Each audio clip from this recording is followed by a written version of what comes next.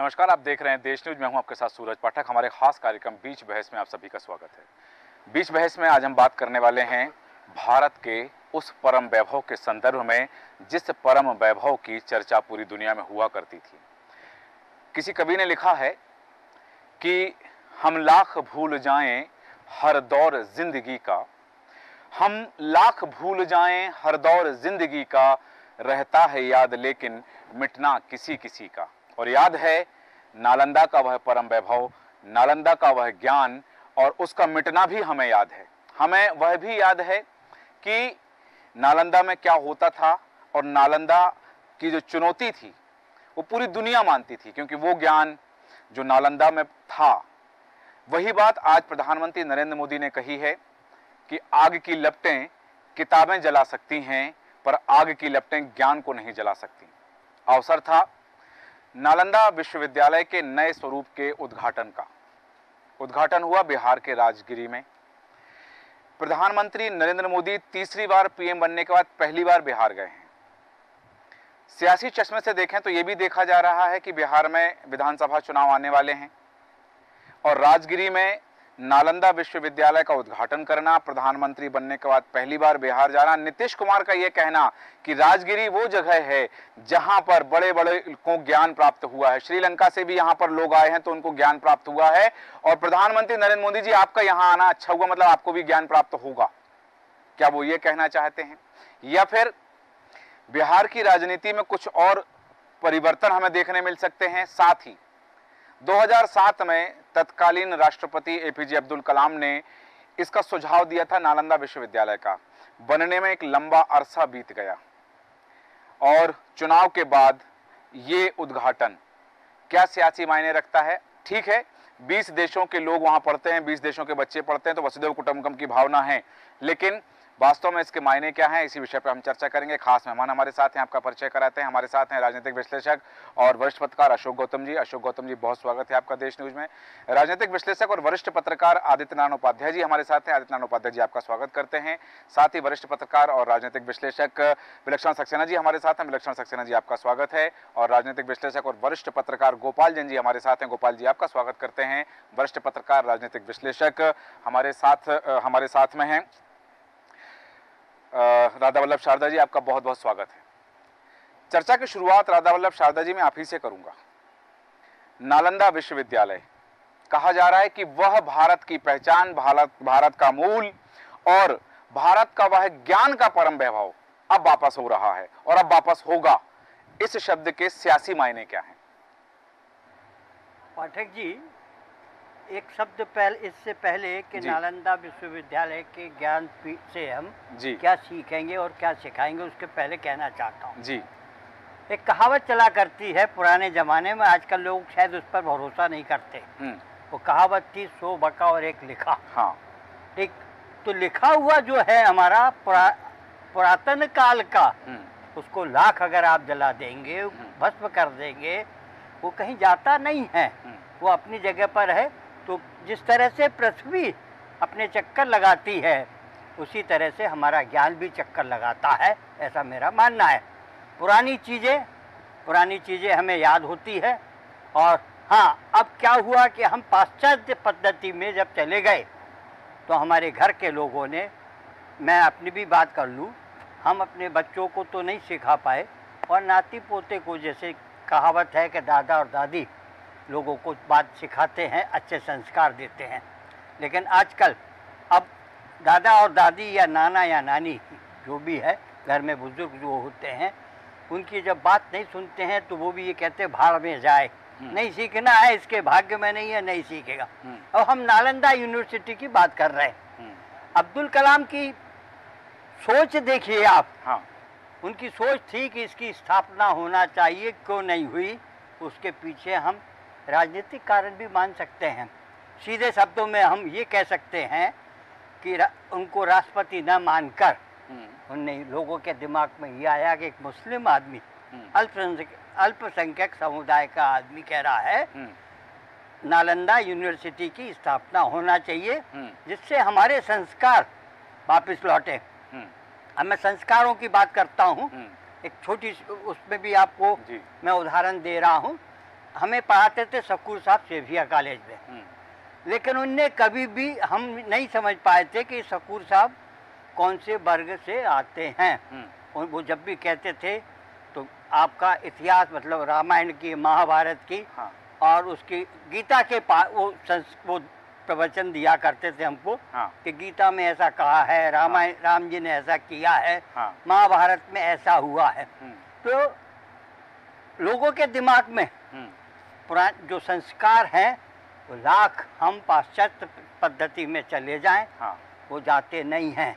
और इसको जीवित रखने के लिए जो शुरुआत हुई है वो चाहे अब मोदी जी के कार्यकाल में हुई है या आपके नीतीश जी के कार्यकाल में हुई है, वो बधाई के पात्र हैं। और मैं समझता हूँ इसका संदेश पूरे विश्व में जाएगा कि भारत अपनी पुरातन पद्धति की तरफ लौट रहा है। ठीक है, बिल्कुल सही कहा कि ये पूरी दुनिया के लिए संदेश है। और यहाँ पर इस विश्वविद्यालय में 20 देशों के बच्चे पढ़ रहे हैं। हालांकि जब इसकी बात हुई थी निर्माण की तो उस समय ये एक दूसरे भवन में संचालित हो रहा था, लेकिन अब राष्ट्र को समर्पित कर दिया गया है और नालंदा विश्वविद्यालय अपने नए स्वरूप में उस परम वैभव के साथ जो ज्ञान की पराकाष्ठा कहा जाता है, क्योंकि कहा जाता है कि जब दुनिया में जब दूसरे देशों में गुरुकुल शुभारंभ हो रहे थे, गुरुकुल की स्थापना हो रही थी या वो शुभारंभ शने शने पल उठ रहे थे, तब भारत में नालंदा विश्वविद्यालय था।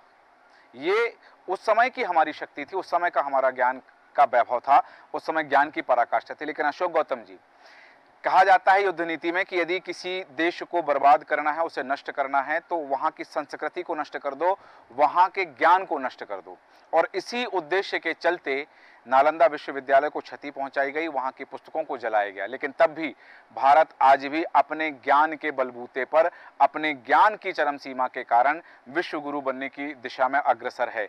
नालंदा विश्वविद्यालय के आज उद्घाटन राष्ट्र को समर्पित, वह नया विश्वविद्यालय, 20 देशों के बच्चे वहां पढ़ते हैं और वसुधैव कुटुंबकम की भावना की जो बात की, क्योंकि कार्यक्रम में 17 देशों के प्रतिनिधि उपस्थित थे वहां पर आज जब उद्घाटन का कार्यक्रम हुआ है, तो विश्व को, जैसा कि राधा वल्लभ शारदा जी ने भी कहा कि ये विश्व को एक मैसेज देगा, एक संदेश दिया जा रहा है।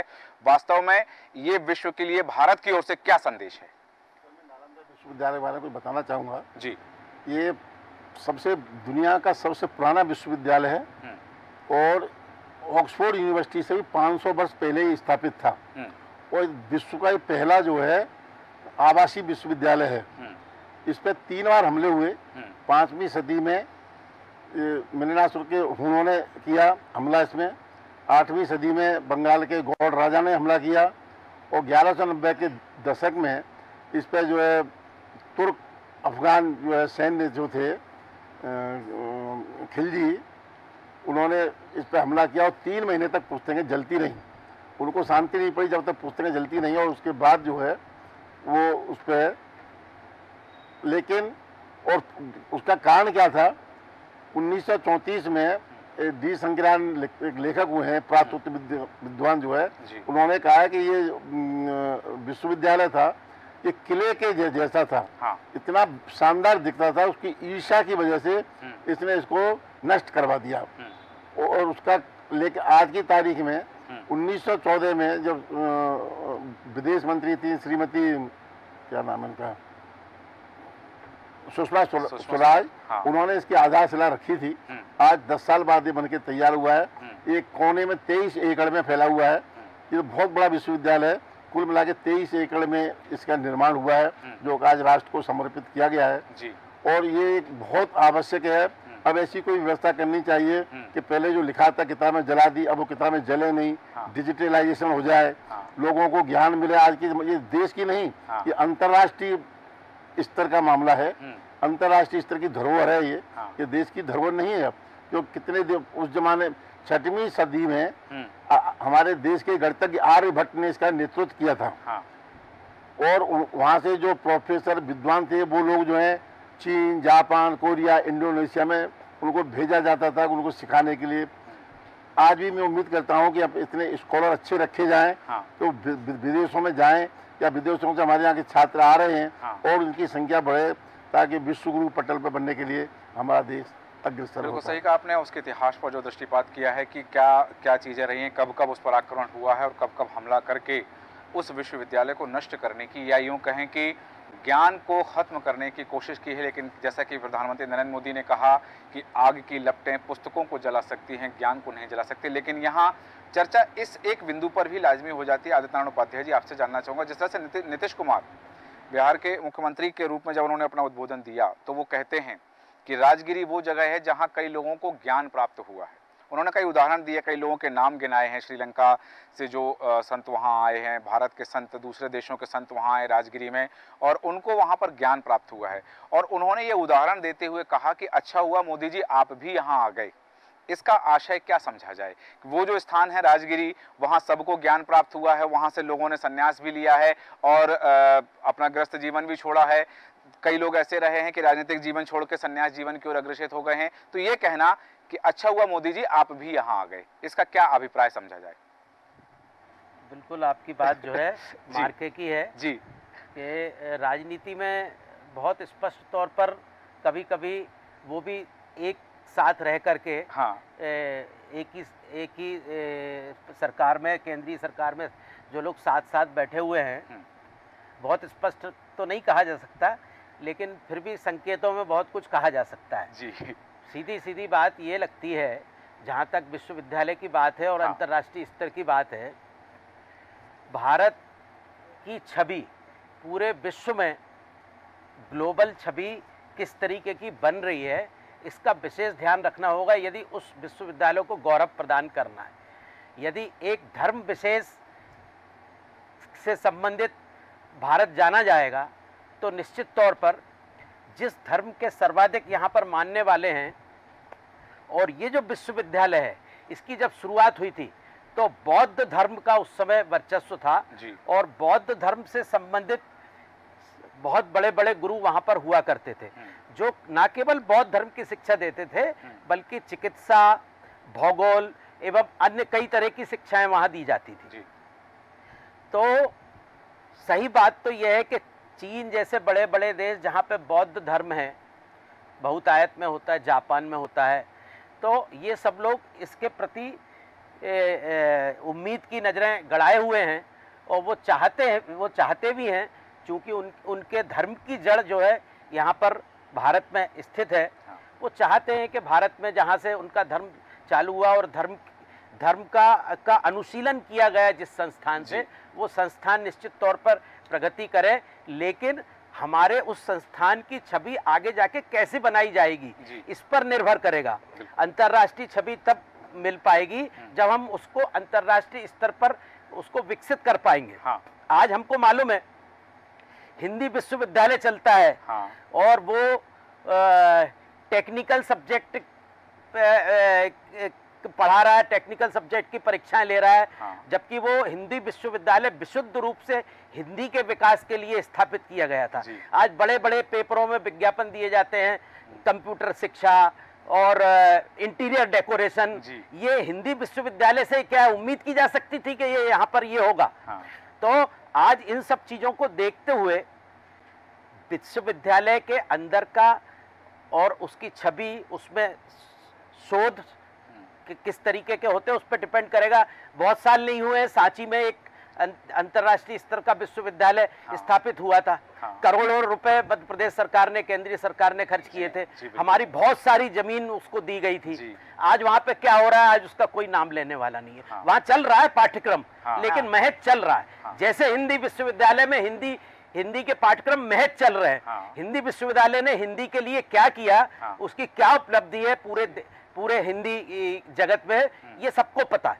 तो हमको अभी उसके लिए केवल उद्घाटन करने से या इंफ्रास्ट्रक्चर डेवलप करने से कोई विश्वविद्यालय नहीं माना जाएगा जब तक वहां पे शिक्षा का वैसा वातावरण निर्मित ना कर दिया जाए। और आज भारत में शिक्षा का कैसा वातावरण है ये सबको पता है। हमारे जो है बहुत सारे मेधावी छात्र आज भी विदेश में पढ़ने जा रहे हैं। जिन सब्जेक्ट के लिए विदेश में पढ़ने जा रहे हैं वो सब्जेक्ट वहां पर चालू होते हैं कि नहीं, और विदेश अंतर्राष्ट्रीय स्तर के होते हैं कि नहीं, इस चीज का धीरे धीरे खुलासा होगा। और तब जाके विश्वास पैदा होगा कि इस विश्वविद्यालय में, जैसे भारत के विद्यार्थी विदेशों में पढ़ने आते हैं, विदेश के विद्यार्थी, वे विद्यार्थी तो जरूर आएंगे जिनको बौद्ध धर्म पर अध्ययन करना है, जिनको हिंदी और हिंदी साहित्य पे अध्ययन करना है या भारत से संबंधित इतिहास पे अध्ययन करना है, वो तो आएंगे। लेकिन जिन पाठ्यक्रमों के लिए भारत के विद्यार्थी विदेश जाते हैं, उन पाठ्यक्रमों को क्या हम वहां चालू कर पाएंगे? ये सवाल इस समय सबसे बड़ा है। बिल्कुल सही कहा आपने कि सवाल तो खड़े होते हैं, और सवाल इसलिए खड़े होते हैं कि पूर्ववर्ती जो अनुभव हैं उन अनुभवों को देखते हुए वर्तमान में भी सवाल खड़े हो जाते हैं। लेकिन यहाँ गोपाल जैन जी, ये जो सवाल खड़े हो रहे हैं, इन सवालों को यदि हम करें कि ये सवाल कि वहाँ वास्तव में शिक्षा का स्तर क्या होगा, क्योंकि बड़ी बात है, कोई भी काम करना और काम करने का अभिनय करना दो अलग अलग चीजें हैं। हमने कई जगह केवल रस्म अदायगी होते हुए देखी है, बड़ी बड़ी योजनाओं के बड़े बड़े संस्थानों में, कि वहां कुछ चीजों की रस्म अदायगी हो रही है। जैसा कि उपाध्याय जी ने बताया कि क्या वो सब्जेक्ट्स, वो विषय जिनके लिए भारतीय विद्यार्थियों को, भारतीय छात्रों को दूसरे देशों में जाना पड़ता है, क्या उपलब्ध हो पाएंगे? तो केंद्र सरकार को क्या कहना चाहिए, क्या करना चाहिए, वो कौन से निर्णय लेना चाहिए ताकि वास्तव में जिस परम व्यवहार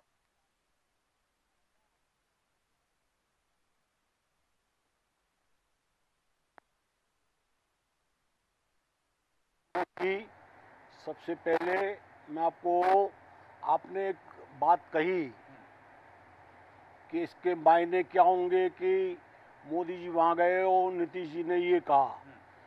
तो मेरे हिंदी के गुरुजन मुझे सिखाते थे कि हिंदी में एक शब्द के 9 मायने होते हैं, और उस 9 मायने को जिसकी जो जाकी रही भावना जैसी, प्रभु मूरत देखी तिन तैसी। और भारत में एक बहुत अच्छी पहल हुई है, ये बहुत अच्छी शुरुआत है। और जितनी भी काम होंगे, हम निराशावादी लोग नहीं हैं, हम आशा पर टिके हुए लोग हैं। और जब इस तरह के प्रयास आज से लगभग 300 साल पहले जब कैमरे का फोटो चालू हुआ होगा, तो मध्य प्रदेश में एक बड़ी छोटी सी जगह, बहुत कम लोग उसका नाम जानते होंगे, सुवासरा। उस सुवासरा में वहाँ के राजा साहब ने 1444 में एक अपनी लाइब्रेरी बनवाई, किताबों को समर्पित। चूँकि फोटोकॉपी नहीं होती होंगी उस ज़माने में, इसलिए हर किताब का नेगेटिव पॉजिटिव कई वर्षों तक वो काम चला, बड़ा लंबा पैसा खर्च हुआ। तो किताबों को जो समर्पित लोग हैं, वो अपने जीवन में और स्वयं भावना के अंतर्गत, एक लाहौर में हेमराज बुक सेलर्स हैं, उनके बारे में ये कहा जाता है, हेमराज के बारे में, कि पूरी दुनिया में अगर कहीं किताब प्रतिबंधित हो जाए और नहीं मिल रही हो, क्योंकि भारत में जब से देश आज़ाद हुआ है, हमारे यहाँ पढ़ने पढ़ाने के लिए वैसे ही तो किताबें होती नहीं है। वो जो किताबें वहाँ जलाई गई हैं, अब क्या, चूंकि वो साहित्य तो वापस आ नहीं सकता है, लेकिन अब क्या नया होना चाहिए उस विश्वविद्यालय में? जी नहीं, वहाँ अगर हमारे मनीषी अच्छे लोगों को जो मिशन मोड पे काम करें, स्वेच्छा से, दुकानदारी नहीं कि बड़ी बड़ी सैलरी दे दो, बड़े बड़े काम दे दो, तो उनके प्रारूप और वो जहाँ जहाँ उनकी एक एक कॉपी अवेलेबल हो सकती है, कई देशों में कई जगह ताड़पत्र पे, पत्थरों पर, हाँ, उनको हम फिर से ला सकते हैं जी।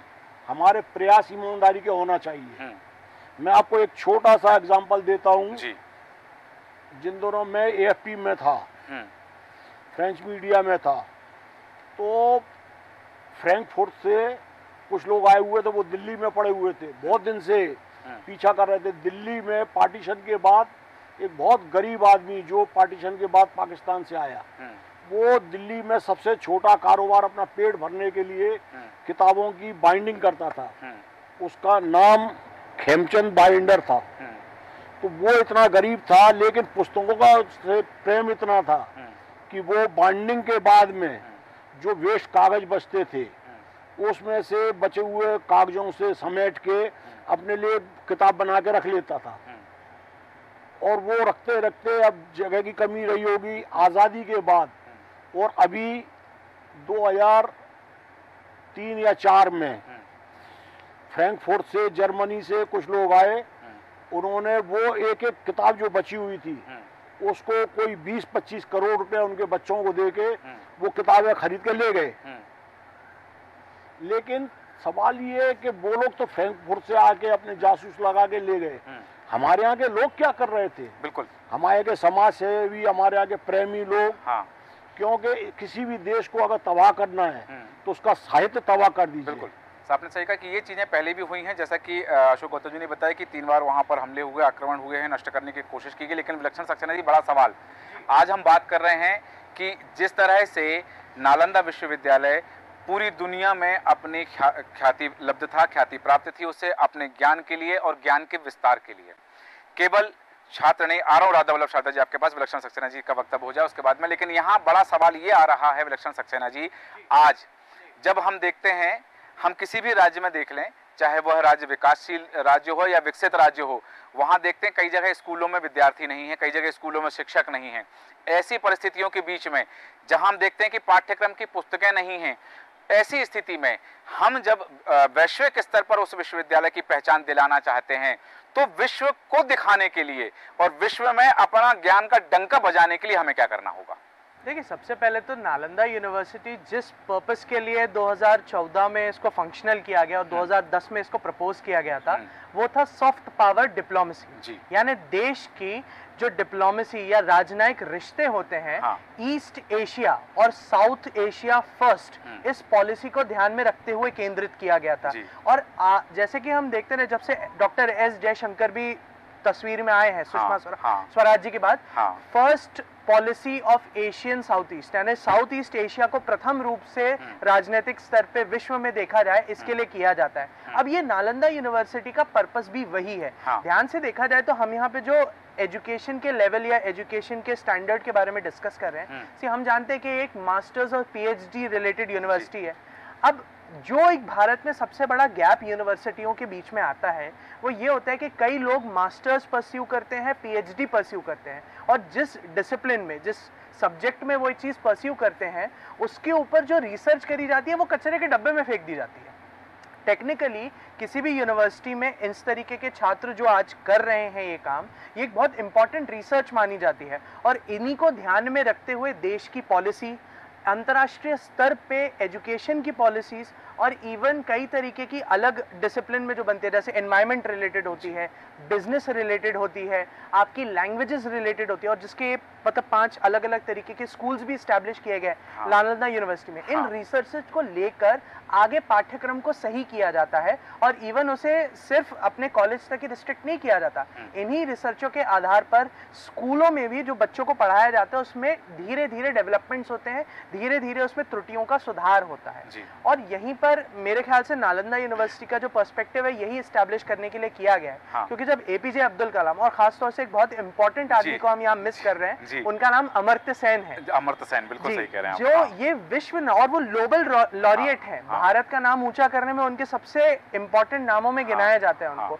इनके ही विजन के कारण, और 2014 में जब ये यूनिवर्सिटी शुरू करी गई, तो इन्हीं की रिसर्चेस के कारण आज ये है कि नालंदा यूनिवर्सिटी को बीकन लिया जाता है। अच्छा, नालंदा यूनिवर्सिटी का जो इतिहास है वो हमें कुछ स्तर तक आगे तो बढ़ा सकता है, लेकिन हमें आगे ये देखना होगा कि ये जो रिसर्चेस निकल के आएंगी इन यूनिवर्सिटी से, जो अलग अलग स्कूल्स और डिसिप्लिन से, चाहे वो बिजनेस मैनेजमेंट का हो, लैंग्वेजेस से रिलेटेड हो, फॉरेन पॉलिसी से रिलेटेड हो, इसका हम भारत में क्या एग्जाम्पल यूज कर सकते हैं। मैं बहुत सिंपल सा उदाहरण दूंगा आपको कि भारत में कैसे राष्ट्रीय स्तर के institute of national importance INI बनाए जाते हैं, लेकिन उनकी रिसर्चेस का इस्तेमाल नहीं किया जाता। हैदराबाद में यूनिवर्सिटी ऑफ न्यूट्रिशन है, यानी न्यूट्रिशन के ऊपर जो बेसिक ह्यूमंस को यूज करना चाहिए, अंतर्राष्ट्रीय स्तर पे UN में भी जो रिसर्च करी गई है, उनके पाठ्यक्रम को लेके भारत के लोगों, भारत के डाइट, इस सब पे रिसर्च करके किया जाता है। कोरोना काल के दौरान जब न्यूट्रिशन की लोगों को सबसे ज्यादा जरूरत थी, तब लोग व्हाट्सएप पे रिलाई कर रहे थे, लोग फेसबुक की पोस्ट पे रिलाई कर रहे थे, लोग अपना ज्ञान स्वयं लगा रहे थे, लेकिन किसी ने यूट्यूब पे सर्च कर रहे थे, लेकिन किसी ने इतनी कोशिश नहीं करी कि हम जाएं इंस्टीट्यूट ऑफ न्यूट्रिशन की जो पब्लिकेशन है उनको पढ़ें और जाने कि एक्चुअली न्यूट्रिशन का काम किया जा सकता है। मुझे याद है कि एक मेरी फेमस वहां पे वर्किंग एक साइंटिस्ट से बात हुई थी, जिन्होंने एक व्हाट्सएप सर्कुलेट को डिबंक किया था। उन्होंने कहा था कि 6 से 7 लीटर पानी अगर आप पिएंगे रोज, गर्म पानी, तो आप कोरोना से जीत सकते हैं, जो कि एक बहुत बड़ी मिथ्या है। ऐसा हो ही नहीं सकता। आपके शरीर से सॉल्ट कम हो जाएगा, आपकी पोटेशियम कैपेसिटी कम हो जाएगी, आप न्यूरोलॉजिकली दिक्कत हो जाएगी और आपकी किडनी पे जबरदस्त स्ट्रेन पड़ेगा। इसी तरह से अब जब हम बात करते हैं नालंदा यूनिवर्सिटी की, तो इनसे रिलेटेड फॉरेन पॉलिसी की जो रिसर्चें निकल के आएंगी कि अब भारत और खास तौर से विश्व गुरु जब हमें बनना है तो ईस्ट एशिया समिट के जो सदस्य हैं जैसे Australia, Japan, Laos, Cambodia, China, इन सबको साथ लेके चलना जरूरी है और वैश्विक स्तर पे अपनी धाक बनाने के लिए सॉफ्ट पावर और कल्चरल डिप्लोमेसी को आगे बढ़ाना होगा। बिल्कुल। जो जापान यूज करता है कि जापान के लोगों के लिए हम कहते हैं कि बड़े शिक्षित और सभ्य हैं, इसी तरह से हमें भारत के लिए भी एक इमेज बनानी होगी। बिल्कुल, आपने सही कहा कि ये जब चीज़ें होंगी कि हम अपनी संस्कृति का, शिक्षा का आदान प्रदान करेंगे तो देश के विकास को नई गति मिलेगी और देश के विकास के पहिए और तेजी से दौड़ेंगे। राधा वल्लभ शारदा जी, आप कुछ कहना चाह रहे थे, अपनी बात रखें। साथ ही ये बात भी जो बात आई है, वैश्विक पटल पर भारत की पहचान, नालंदा विश्वविद्यालय की क्या भूमिका होगी? सूरज जी, एक प्रश्न आपने उठाया था जी कि बिहार के मुख्यमंत्री जी ने मोदी जी के लिए कमेंट किया। हाँ, वो राजनीतिक रूप से है। हाँ, उनका सोच ये है कि यहाँ आने के बाद जिस जगह पर ये आए हैं, मोदी जी में कुछ बदलाव आना चाहिए। ठीक है। सबको साथ लेके चलना और सबका विश्वास और सबका विकास, ये तो अपनी जगह पर उनका ध्येय है, लेकिन उनने इशारे में कह दिया है कि मैं भी आपके साथ हूँ, मेरा भी ध्यान रखिएगा। पहली चीज। दूसरी चीज, अब विश्वविद्यालय की बात उठी तो ये JNK नहीं बन जाए। अगर उस पैटर्न पर अगर होता है जिस तरह से कह रहे हैं, विदेशों से लोग पढ़ने आएंगे। JNK में भी यही स्थिति है। अभी 20 देशों के बच्चे वहाँ पढ़ रहे हैं। हाँ, मैं भाई है ना, वहाँ क्या सिखाया जाता है, हम बड़े स्पष्ट रूप से कह दें, JNK मतलब पूरी तरह से कम्युनिस्ट लॉबी चाइना की का पैटर्न है वहाँ। क्या, और यही चीज वहाँ सिखाई जाती। आपकी भारतीय सभ्यता का वहाँ पर आपको नामो निशान नहीं मिलेगा। अच्छा, वहाँ कौन से बच्चे जाते हैं? जो बड़े बड़े घरों के होते हैं। गरीब घर के बच्चे को वहाँ एडमिशन नहीं मिलता। अब मैं आता हूँ शिक्षा की तरफ जी, जिस पर हमारे देश के प्रधानमंत्री को, हमारे प्रदेश के मुख्यमंत्री को और ये शिक्षाविदों को सोचना बहुत आवश्यक है। भोपाल में भी या भोपाल के आसपास भी कुछ यूनिवर्सिटीज है। उनमें आप पैसा लो और डिग्री क्या कहते हैं उसको, डिग्री नहीं, क्या कहते हैं, मास्टर ऑफ डिग्री, है ना। अच्छा, PhD हो जाएंगे आप। पैसा दो, आपको जाने की जरूरत नहीं है। आपको थीसिस लिखी हुई मिलेगी, आपको दस्तखत करना है। दूसरी चीज एक और बता दूं, जितने प्राइवेट स्कूल है उनमें जो बच्चे पढ़ते हैं, जैसे 7वीं में आपका बच्चा पढ़ना है, 8वीं में उसको अच्छे स्कूल में आप ले जाना चाहते हैं, उस स्कूल में आप उनकी डिमांड पूरी कर दीजिएगा, 99% मार्क्स मिल जाएंगे। अब बच्चों की पढ़ाई की बात, शायद अपन आज या कल के अखबारों में देखा कि स्कूलों 600 स्कूल में मालूम पड़ा कि सिर्फ 2 मास्टर है। अब हमारी शिक्षा व्यवस्था की दुर्गति ये बताती है, चाहे नालंदा विश्वविद्यालय खुल जाए या और कितने ही खुल जाए, जब तक हम निचले स्तर पर सुधार नहीं करेंगे तो हमारी इन विश्वविद्यालयों से इस देश की जनता का और गरीब लोगों का कोई लाभ नहीं होना है। बिल्कुल, शिक्षा के स्तर में सुधार की बात आपने कही है कि बड़ी बिल्डिंग अच्छी शिक्षा का पर्याय नहीं होती है, शिक्षा के स्तर में सुधार होना चाहिए। लेकिन अशोक गौतम जी, बड़ी बात यहाँ जो प्रधानमंत्री नरेंद्र मोदी ने कही कि इस विश्वविद्यालय के शुभारंभ से, इसके उद्घाटन से देश की गौरव गाथा का नया अध्याय लिखा जाना शुरू हो रहा है, तो पिछले 10 साल क्या हो रहा था देश में? पिछले विगत सालों में शिक्षा सिर्फ सेवा नहीं थी, व्यवसाय हो गया था। जैसे गुरुजी बता रहे हैं कि आप पैसे दो और डिग्री खरीद लाओ, ऐसे अनेक हमारे जवाहरलाल नेहरू यूनिवर्सिटी है, वहाँ पे क्या हो रहा है, 100 रुपये महीने दो, 7 साल तक पढ़े रहो, साथ कोई पूछने वाला नहीं, आपके पास हुए फेल हुए, आप लगातार क्रमतः आगे चलते रहोगे। लेकिन दूसरी तरफ हमारे यहाँ पे एम्स भी है, जो मेडिकल कॉलेज उच्च शिक्षा प्राप्त है, IIT कॉलेज भी है, IIM भी है, हिंदी विश्वविद्यालय BHU भी है। मतलब बहुत सारे ऐसा नहीं है कि सभी हुए हो, ये तो सभी जगह पे कुछ न कुछ ऐसा पाया जाता है।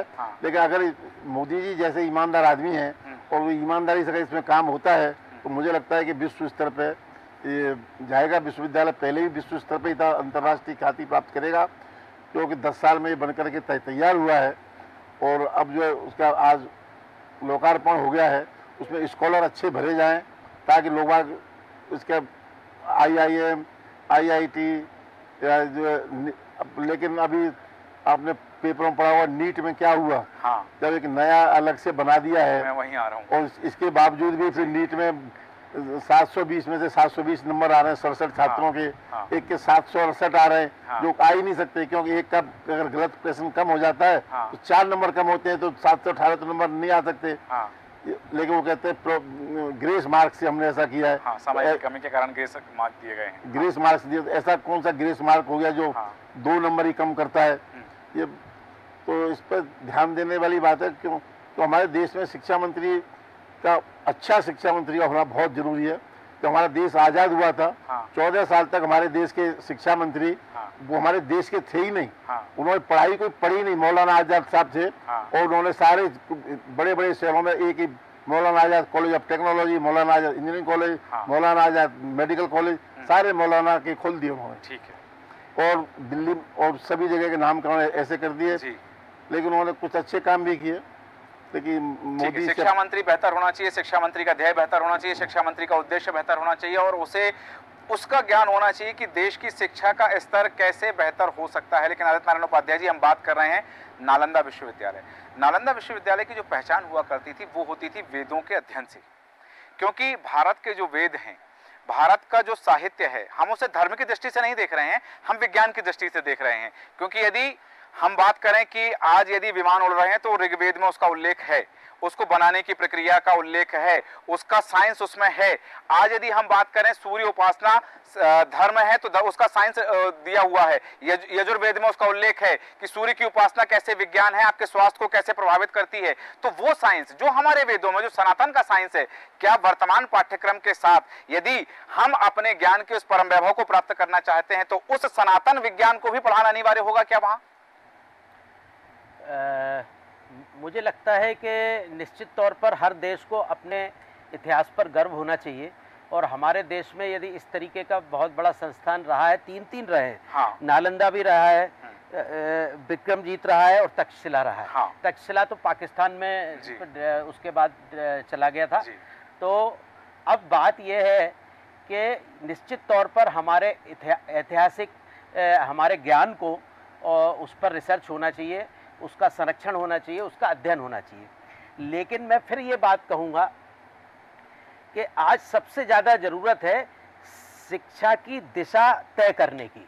हमारी शिक्षा कैसी हो, धीरे धीरे पहले जो शिक्षा अंग्रेज़ों के समय से चालू हुई थी, और आज भी अधिकांश लोग बच्चों को शिक्षा इस दिशा में देते हैं कि वो बड़े होकर के उनको कोई नौकरी करना है। खास तौर पर सरकारी नौकरी की तरफ फोकस होता था। नौकरियां धीरे धीरे खत्म हो रही हैं, और व्यावसायिक शिक्षा की तरफ जो है धीरे धीरे व्यावसायिक शिक्षा की अहमियत बढ़ती जा रही है। अपने जीवन यापन के लिए तो आपको व्यावसायिक शिक्षा की आवश्यकता, नितांत आवश्यकता है, लेकिन नॉलेज के लिए, ज्ञान के लिए आपको पारंपरिक शिक्षा की भी जरूरत है। देश के विकास का मतलब केवल तकनीकी विकास नहीं है, देश के समाज के विकास के लिए भी ज्ञान की आवश्यकता है। तो इस तरीके की ये 2 दिशाएं अलग अलग हैं, इनका सामंजस्य कैसे हो और आम लोगों के काम शिक्षा कैसे आए। बड़े संस्थान यदि ज्यादा इन्वेस्टमेंट किया जाए, करोड़ों रुपए का इन्वेस्टमेंट किया जाए, हम ये देखें कि हमारे मोहल्ले के जो निचले तबके के लोग हैं, सबसे पहले उन बच्चों को निगाह में रखें, बिल्कुल सही, कि ये तय करें कि ये बच्चा कैसे वहां तक जाएगा। यदि हम इस बात को एश्योर कर सकें कि ये बच्चा भी अपनी प्रतिभा के दम पर वहां तक पहुंच सकता है, हम विदेशी लोगों को पढ़ा सकते हैं, ठीक है, उनके लिए संसाधन डेवलप कर सकते हैं। हम अंतर्राष्ट्रीय तौर पर अपने आप को विश्व गुरु के तौर पर फोकस करना चाहते हैं लोगों का। तो लेकिन हम अपने गांव के गरीब लोग, शहर के गरीब लोग, आम लोग, उन सब की शिक्षा के लिए हम क्या फोकस कर रहे हैं, क्या नीति बना रहे हैं। लोग बेरोजगार ना रहें, लोगों का मानसिक स्तर और लोगों की सोच इस तरीके की वैज्ञानिक सोच होना चाहिए कि वो दकियानुसी विचारों से बाहर आ सकें। आज लोग टोने टोटके वाले प्रवचन कर रहे हैं और उनको लोग 3-3, 4-4 पत्ती भगवान पे चढ़ा करके और परीक्षा में पास होना चाहते हैं। ये हमारी शिक्षा व्यवस्था है। सही कहा। हमने इसके लिए क्या किया? एक अच्छा तंज कसा है आपने, और ये तंज उनके लिए है जिन्होंने अपने ज्ञान के पैमाने को विस्तार न करके किताबें मोटी करना चाहा है। किताबें मोटी हो गई हैं, लेकिन ज्ञान का पैमाना भी उतना का उतना ही रह गया है। लेकिन वास्तविकता यही है, जो बात है ठीक है, वोकेशनल एजुकेशन की हम बात कर रहे हैं, व्यावसायिक शिक्षा को उन्नति दी जा रही है ताकि आप रोजगार कमाने में समर्थ हो सकें, सक्षम हो सकें, परिवार का भरण पोषण कर सकें। लेकिन वास्तविकता यह है कि यदि हम कौशल विकास की बात करते हैं, हम बात करते हैं अपने बौद्धिक विकास की, तो बौद्धिक विकास के लिए किताबों का मोटा होना जरूरी नहीं है, मोटी किताबें पढ़ना जरूरी नहीं है, तब जाकर के कि हमारा बौद्धिक विकास हो सकेगा। लेकिन यहाँ गोपाल जैन जी, वास्तव में जो शिक्षा की बात हो रही है, शिक्षा पद्धति की जो बात हो रही है कि ये शिक्षा पद्धति हमें अपने शिक्षा पद्धति के विकास की, क्योंकि आज यदि देश में आवश्यकता है RTE की राइट टू एजुकेशन, मतलब एक गरीब बच्चे को यदि शिक्षा के अधिकार के तहत नियम बनाना पड़ रहा है, कानून बनाना पड़ रहा है कि उसे शिक्षा का अधिकार है और उसे निजी विश्वविद्यालय हो या फिर शासकीय विद्यालय हो, वहां पर उनकी सीटें आरक्षित होनी चाहिए और उन्हें पढ़ाया जाना चाहिए, तो क्या ये देश का बौद्धिक विकास है जहां शिक्षा के अधिकार के कानून बनाने की आवश्यकता पड़ रही है? सूरज जी, मेरा आपसे इसमें एक निवेदन के साथ मैं अपना वक्तव्य देता हूँ जी कि हमें कभी अच्छे और बड़े विद्वान बुला के हमारे इस मंच को सबसे पहले हमें मैकेले रिपोर्ट के बारे में डिस्कस करने पड़ेगी। अगर भारत में नागरिक का विकास करना है, शिक्षा का विकास करना है, तो हमारे भारत को बर्बाद करने में सबसे बड़ा अहम योगदान मैकेले का है।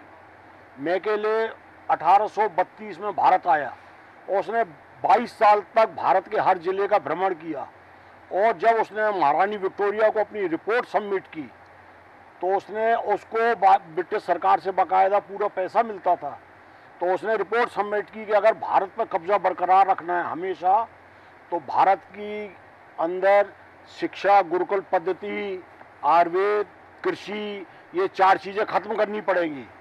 इसीलिए अगर आप देखेंगे 1850 के बाद में गुरुकुल खत्म किए गए, जो गुरु और शिष्य परंपराएं थीं, गाय खत्म की गई और बहुत सारी चीजें, और सिर्फ ब्रिटिशर्स की नौकरी करने के लिए अंग्रेजी पद्धति लाई गई कि उन्हें यहाँ सस्ते क्लर्क मिल जाएं, तो कोई अंग्रेज भारत आने तैयार नहीं था।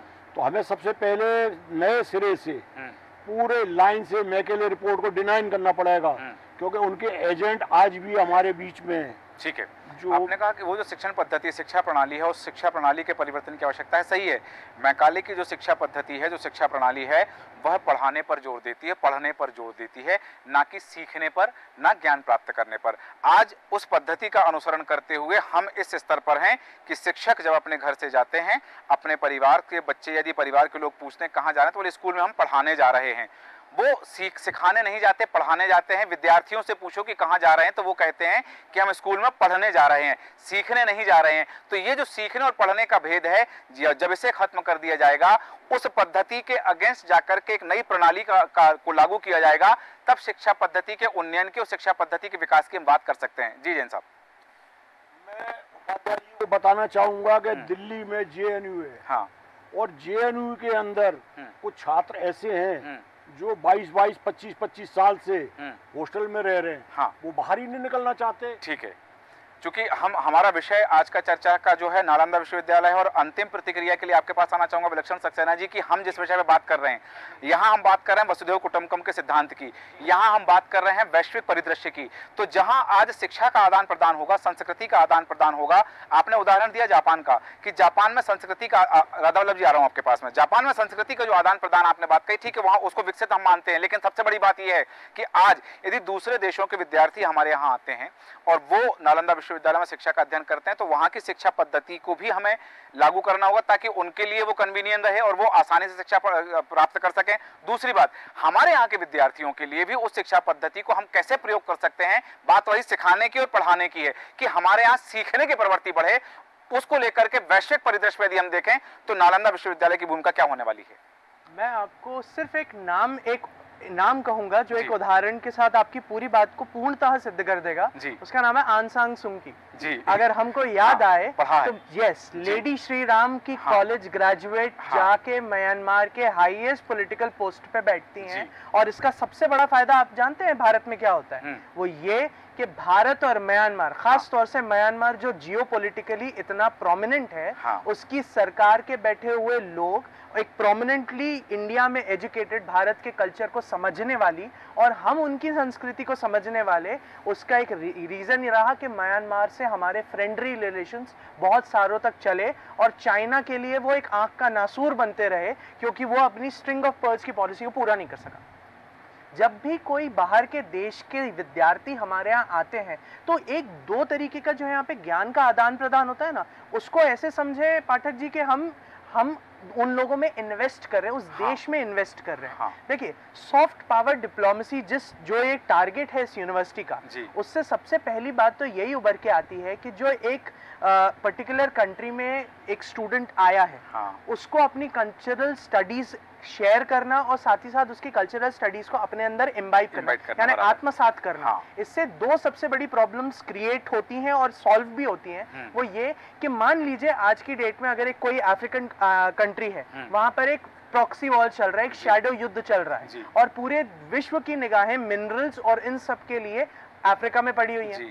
जब भारत को वहां पे डिप्लोमेसी और भारत को इस प्रॉक्सी वॉर का हिस्सा बनने की कभी जरूरत पड़ेगी भविष्य में, तो इन कल्चरल स्टडीज के द्वारा ही हम वहां की संस्कृति, वहां के लोगों को भेद समझ पाएंगे। और ये बात अगर आप सबको एक बहुत बेहतर उदाहरण से मैं समझ के पाऊं, 9/11 के बाद जो सबसे ज्यादा अमेरिका ने फोकस किया था इंटेलिजेंस एजेंसी में, वो ज्यादा ड्रोन्स पे और हथियारों पे नहीं किया था, बल्कि एनालिटिक्स पे काम किया था। यानी ऐसे लोगों को ज्यादा उगाही क्रिएट करी थी, ऐसे लोगों की पीढ़ी तैयार करी थी जो एक दूसरे देश के कल्चरल, पॉलिटिकल सिस्टम और वहां के लोगों के संस्कारों को पूरी तरह से समझे और उनकी मानसिकता को पढ़ सके। और जब अपने देश का यानी यूएसए का हस्तक्षेप उस पर्टिकुलर देश में हो, तो वहां के लोगों को कैसे डील किया जाए और कैसे अपने नेशनल इंटरेस्ट को वहां पे बचाया जा सके।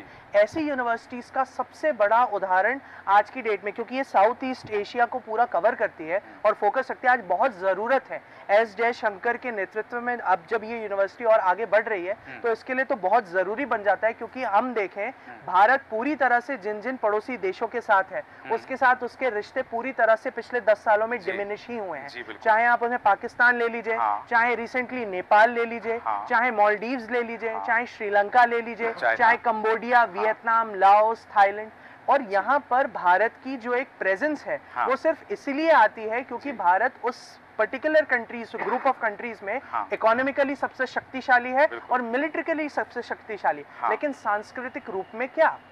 हम जो कल्चरल स्टडी करते हैं, और जबकि आप जैसे ही विद्वान को पैलेनिस्टों ने यहाँ पॉइंट आउट किया है कि भारत की संस्कृति चाहे बौद्ध धर्म हो चाहे हिंदू धर्म हो, थाईलैंड के राजा भी जब अपना पूरा नाम लिखते हैं तो पहले रामा लिखते हैं, Rama the 10th। Cambodia, Vietnam में भारत तो छोड़िए, विश्व का सबसे बड़ा हिंदू मंदिर भारत में है ही नहीं है, अंकोर वाट कंबोडिया में।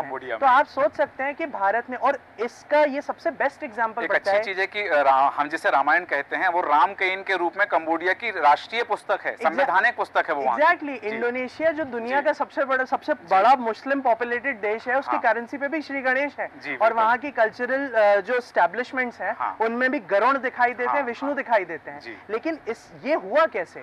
आप ये चीज जाने के प्राचीन काल में हमारे पूर्वजों ने भी शिक्षा के द्वारा, शिक्षा का इस्तेमाल करके, सांस्कृतिक इस्तेमाल करके डिप्लोमेसी को आगे बढ़ाया, तो कई युद्ध उन्हें बिना लड़े ही जीत लिए। बिल्कुल सही। और आगे विश्व में जिस तरह की स्थिति बनती जा रही है, भारत को विश्व गुरु बनना है, तो ये चीज ध्यान रखनी होगी कि तलवार और तीर से ज्यादा बुद्धि काम आएगी। नहीं तो हम उस चौराहे पे खड़े होंगे कि जहां हमने हनुमान चालीसा तो बहुत अच्छे से याद कर ली, लेकिन पता चला विश्व का भूत ही बहरा निकला। सही बात हम समझ ही नहीं पाए, ना हम सीख पाए। बिल्कुल सही उदाहरण दिया कि जिसे सुना ही नहीं देगा उसके सामने हम बोलेंगे क्या और उसका असर क्या होगा। लेकिन यहाँ बड़ा सवाल ये आ जाता है कि जिस तरह से आज हम जो परिचर्चा की नालंदा विश्वविद्यालय का उद्घाटन हुआ है, राष्ट्र को समर्पित किया गया है, लेकिन इन सब के बीच में जो चीजें आ रही हैं कि वास्तव में शिक्षा पद्धति, शिक्षा प्रणाली, गोपाल जी आपके पास आ रहा हूं। राधा वल्लभ शारदा, चूंकि समय हो चुका है, मैं चाहूंगा 1 मिनट अपनी बात रखें। राधा वल्लभ शारदा जी कुछ कहना चाह रहे थे। राधा वल्लभ शारदा जी की बात हो जाए, फिर गोपाल जी आपके पास आ रहा हूँ। जी सुरेश जी, एक बात बहुत स्पष्ट शब्दों में कह रहा हूँ जी,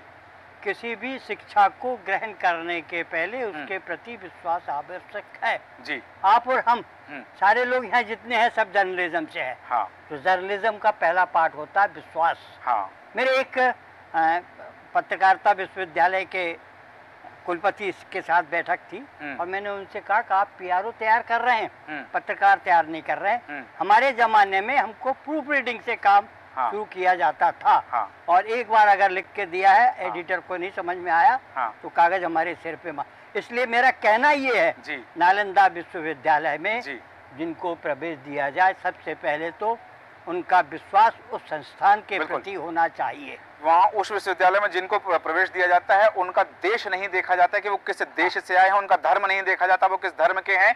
वहाँ शिक्षा की बात होती है कि जो एलिजिबल है, जो उस योग्यता को ग्राह्य करता है उसे प्रवेश दिया जाता है। गोपाल जैन जी बहुत कम शब्दों में अपनी बात रखें, समय की सीमा को देखते हुए। कहना चाहूंगा कि मेरे देश के साइंटिस्ट और इंजीनियर इतने स्मार्ट हैं कि नालंदा विश्वविद्यालय में एक गौतम बुद्ध की 600 साल पुरानी प्रतिमा लगी हुई है, 52 फुट की बैठे हुए पोजीशन की प्रतिमा है वो। हाँ।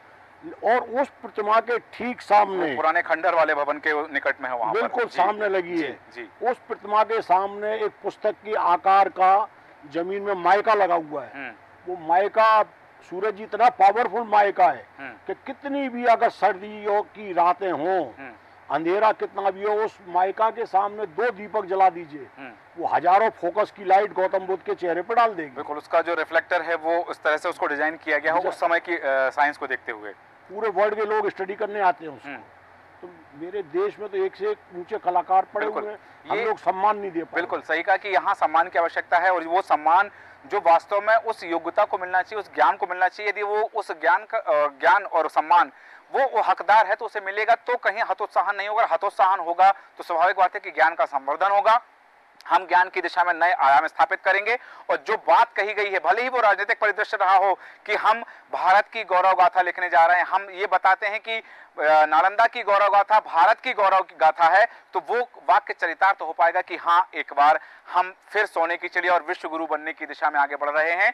तो वो हमारी वजह होगी ज्ञान, और ज्ञान के आगे कुछ और नहीं होता है। और ज्ञान का एक बार फिर पूरी दुनिया को हम लोहा मनवाएंगे यदि वो उद्देश्य चरितार्थ होते जिन उद्देश्यों को लेकर के ये तमाम उपक्रम किए जा रहे हैं। हालांकि बिंदु हो ना जिन पर हम चर्चा कर सकते हैं, पर समय हमें अनुमति नहीं देता, इसलिए चर्चा को विराम देंगे। सभी मेहमानों का राधा वल्लभ शारदा जी आपका बहुत धन्यवाद, गोपाल जैन जी आपका बहुत धन्यवाद, विलक्षण सक्सेना जी आपका बहुत धन्यवाद, आदित्य नारायण उपाध्याय जी आपका बहुत धन्यवाद, अशोक गौतम जी आपका बहुत धन्यवाद।